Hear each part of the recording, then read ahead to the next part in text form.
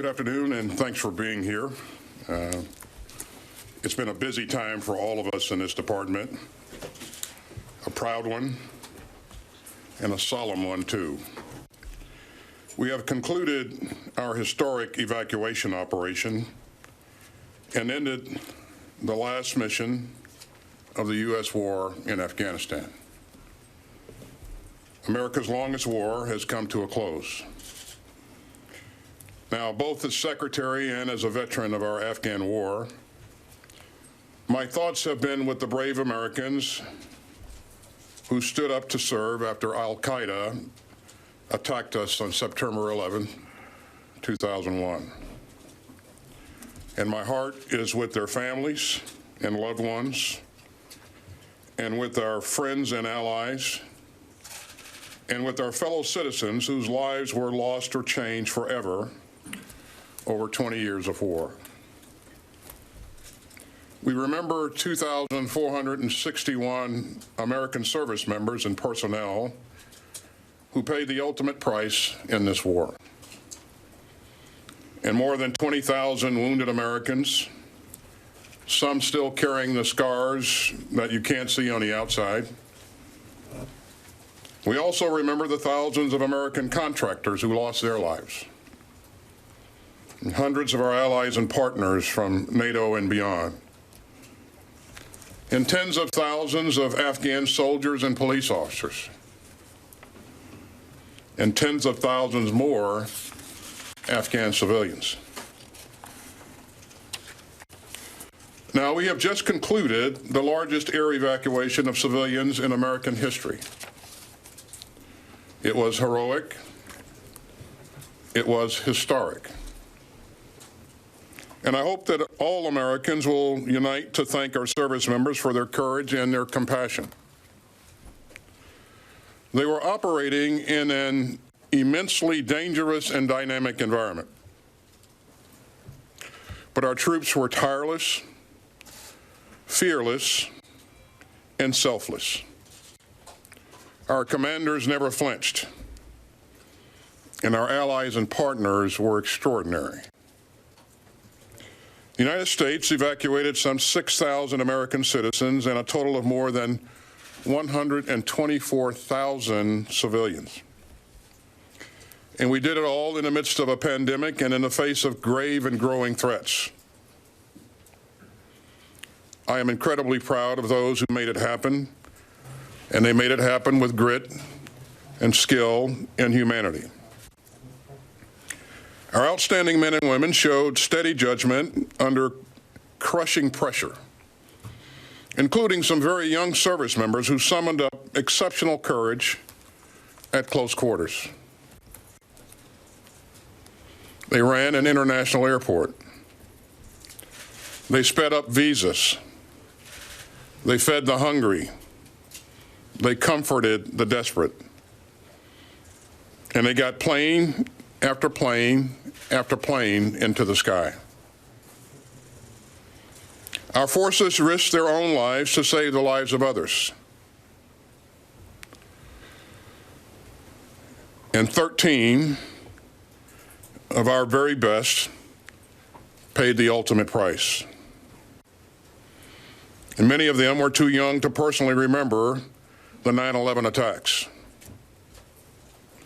The United States military will always honor their heroism. We mourn with their families, and we owe them support through the days and years ahead. It is noteworthy that on the day of the attack at the airport, our troops and their partners pushed hard and carried on, putting 89 rescue flights in the air in the span of 24 hours and lifting 12,500 souls to freedom. It has been an enormous achievement, not just by the U.S. military, but also by the militaries of our allies and partners, and of course, by our teammates at the State Department. Now, the war is over, and we're entering a new chapter, one in where our diplomats and our interagency partners take the lead. We're part of an urgent team effort to move Afghan evacuees out of temporary housing in intermediate staging bases in the Gulf and in Europe and on to begin new lives. And I'll be traveling to the Gulf next week to thank our partners there who have done so much to help save and shelter Afghan civilians. Now, some of those brave Afghans will be coming to make new lives with their families in America after careful screening and security vetting run by our interagency partners. We're temporarily sheltering some of these evacuees at military facilities here at home. And I'm proud of the way that our military communities have welcomed them. Some of these courageous Afghans fought alongside us. And they and their families have more than earned their places in the land of the free and the home of the brave. And welcoming these Afghans isn't just about what they've done. It's about who we are. Now, as one mission ends, others must go on. And even during our Afghan retrograde, this department was racing to help victims of natural disasters at home and abroad, and we still are. We've been driving to end the pandemic, and we've continued to tackle security challenges from China and Russia, Iran, and North Korea. It's our duty to defend this nation, and we're not going to take our eye off the ball. And that means relentless counterterrorism efforts against any threat to the American people from any place. It means working with our partners to shore up stability in the region around Afghanistan. And it means a new focus to our leadership in this young century. To meet the security challenges from China, to seize new opportunities in the Indo-Pacific and elsewhere, and to deepen our ties with old allies and new partners, and to defend our democracy against all enemies. But for today, I want to end with a word to the force and their families.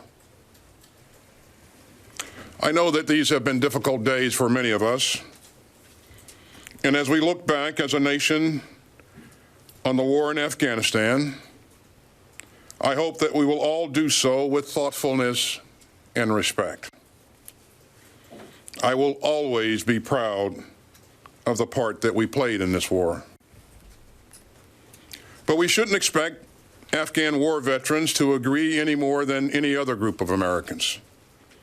I've heard strong views from many sides in recent days. And that's vital. That's democracy. That's America. As we always do, this department will look back clearly and professionally and learn every lesson that we can. That's our way. But right now, it's time to thank all those who served in this war, because you are the greatest asset that we have. You. The extraordinary men and women who volunteer to keep us all safe, and your families. So my prayers are with you, and with the Gold Star families who lost loved ones in Afghanistan, and with the warriors who mourn their fallen brothers and sisters, and with those who bear the wounds of war to body and to soul. We will never forget what you did and what you gave. Our country owes you thanks that won't fade, and support that won't falter. The war has ended, but our gratitude never will. And finally, just a word about the Navy helicopter mishap overnight off the coast of California.